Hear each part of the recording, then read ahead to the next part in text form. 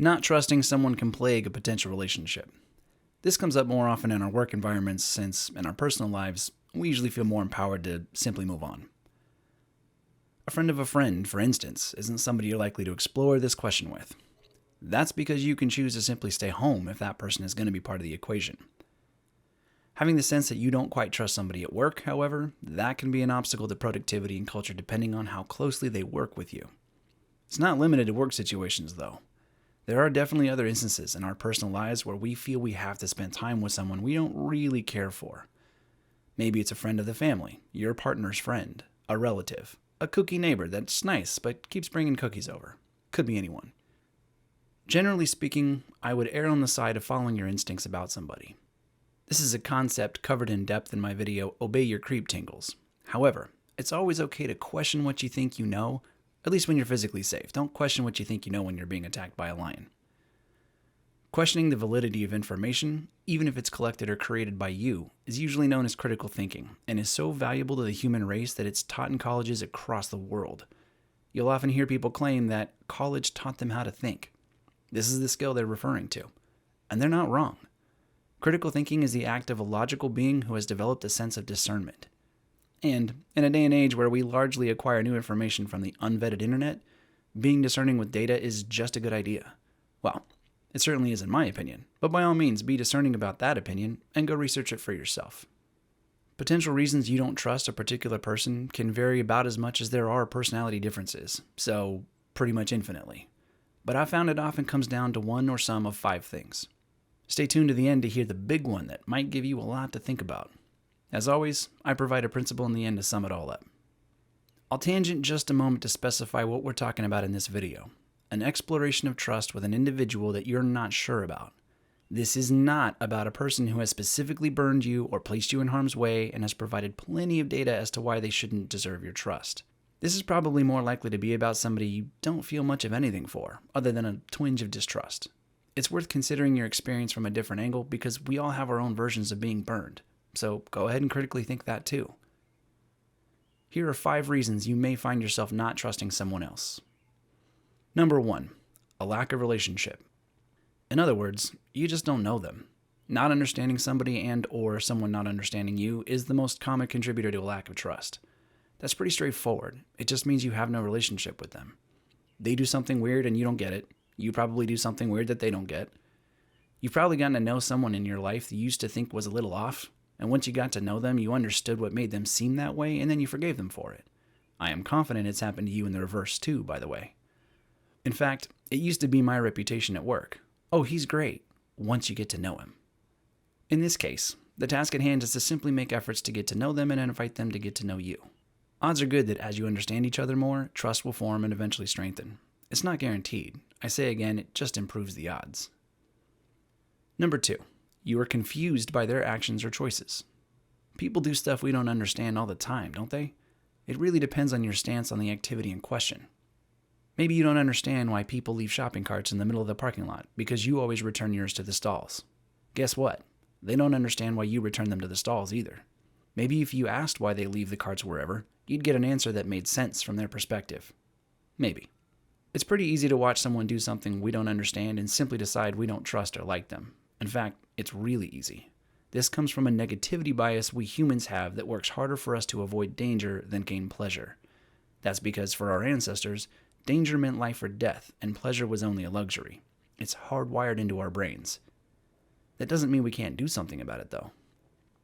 Number 3, you disagree with their actions or choices.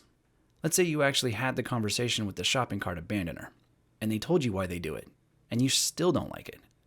Disagreement is another easy method to decide you don't trust somebody. It's super easy to see this on a large scale. Our country is more divided than it's ever been in history. Politics have become all about who's right or wrong, not about coming up with the best society with different ideas. Whether you consider yourself red or blue, your stance on a topic might mean that you distrust and even dislike someone with the opposing stance on that same topic. This is also hardwired into us. We're a tribal species who identify in-groups and out-groups. Agreeing with your own in-group about how the out-groups are wrong used to ensure our place in the tribe.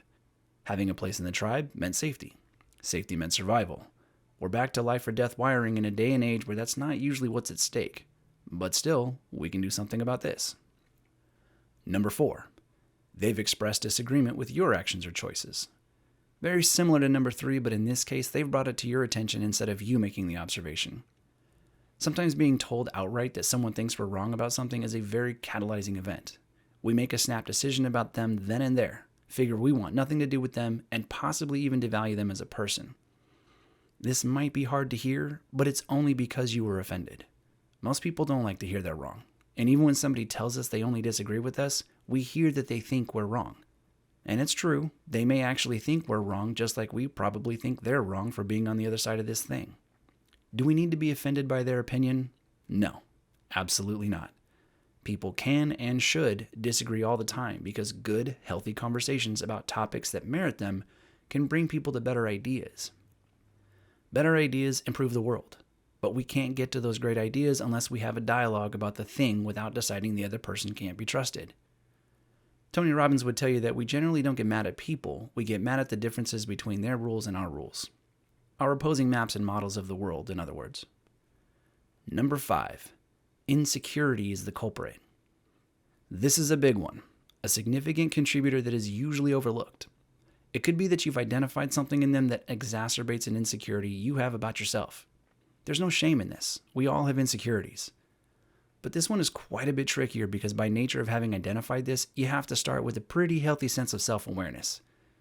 It often takes some work to be healthily self-aware. The other option is for somebody to point this out to you, but even then you need enough emotional intelligence to be willing to hear that and then do something with it. A good example of this is an individual who is afraid he isn't very intelligent and partnering him with a person who seems highly intellectual and strikes others as obviously smart. Just being near this person will make the insecure guy intimidated and constantly wondering what he's missing while the smart guy just goes about solving problems and handling things. Smart guy pitches an idea to or offers to help insecure guy who wonders what's in it for smart guy that he's not revealing. Insecure guy eventually feels that the best method is to separate himself from smart guy. Maybe the distance will help conceal the gap of intelligence between them. That may even seem like a viable method, except that it looks exactly like what it is, an overt effort to hide the gap in intelligence. Worse, it can look like the act of a petulant child crying about how they can do this all by themselves. Division is not the answer. Acceptance of who you are can be powerful and touch your entire life. Using myself as an example, I believe I'm fairly clever, but I do not believe for a second that I am smarter than everybody I've worked with. In fact, I've gone out of my way to surround myself with people smarter than I am in some way, as this is my best chance at getting smarter myself. This is also known by Napoleon Hill as the mastermind concept. Back to insecure guy. Operating from a place of insecurity isn't great, at least without a plan, and even then, isn't your best option. One of the nuances that can make this worse is that there is often a window of time and knowledge that can convince a person they have enough information. This is the most sinister window known to relationships, and I've mentioned it before in my neuroassociations video. The I know what I need to know about this person and I've made a choice about them lie we tell ourselves. You've spent some time learning some things about an individual, but not nearly sufficient to know enough about them. You draw your conclusions, and before you know it, you're using every action they take as a means to prove your theory. From this place in your head, you are dooming the relationship and anything productive you may have gotten out of it. Insecure guy sees every active strategy from smart guy as an attack and proof that he's constantly angling. But he doesn't see that it's his own insecurity that makes him worry about it. Smart guy could be legitimately and selflessly trying to help, but insecure guy can't see it. Stepping out of this particular example, we could apply this to quite a few other traits.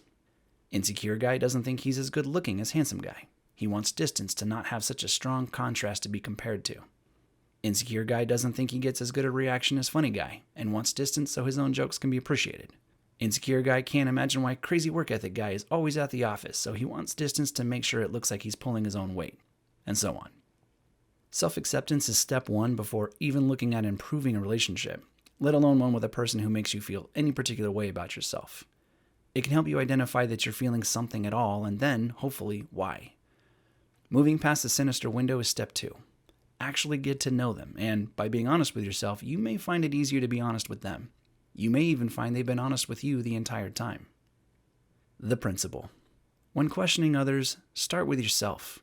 Explore your thoughts and feelings to figure out what's really going on so you can take informed action. In this video, I mentioned the sinister window and how it can ruin relationships. If you haven't seen it yet, check out the sinister window of what you think you know here. Thanks for watching the video. Be sure to subscribe for more like it. Click on the notification bell to be alerted to new videos.